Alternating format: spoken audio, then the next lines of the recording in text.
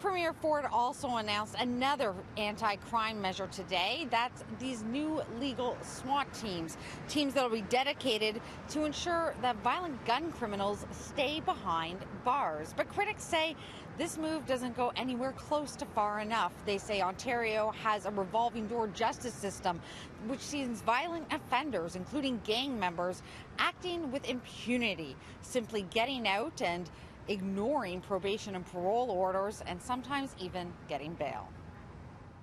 So we're going to start by creating and funding a dedicated legal SWAT team for each provincial courthouse.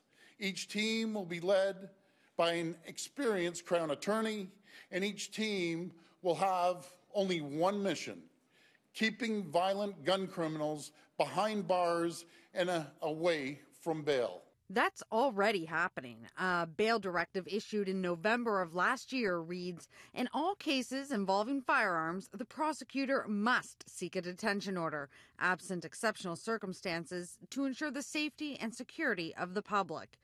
Essentially, prosecutors already have to fight against bail for firearms offenses. It's in their rule book.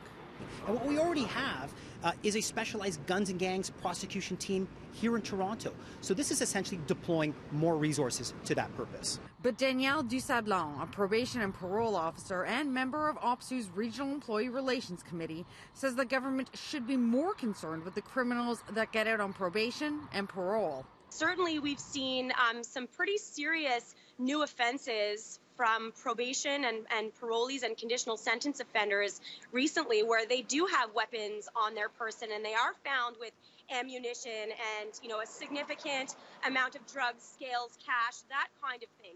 Take, for example, Christopher Husbands, the man convicted of opening fire in the Eaton Centre and killing 2 people. On March 29, 2010, police in Hamilton charged Husbands with several firearms offenses: marijuana possession, obstructing police, and breaching probation.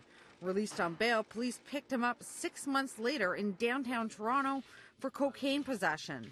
Then he sexually assaulted a woman and eventually killed 2 former friends. But at the end of the day, the bulk of these offenders are on some sort of community supervision, and we continue to be starved in terms of resources that are actually effective at keeping our communities safe.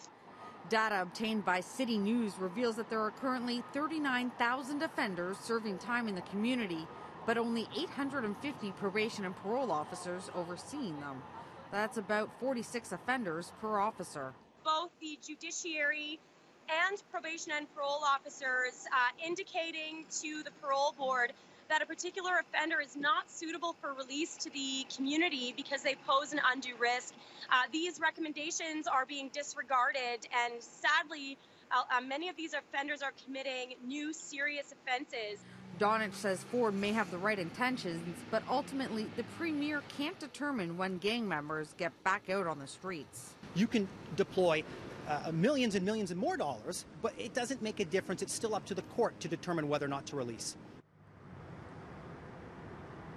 Now, the government says the new SWAT teams will consist of 5 Crown attorneys and 5 case coordinators, and they'll work with police to ensure that they have the best evidence possible to make the strongest case possible to keep violent gun offenders behind bars. The initiative is expected to cost $1.1 million in its first year.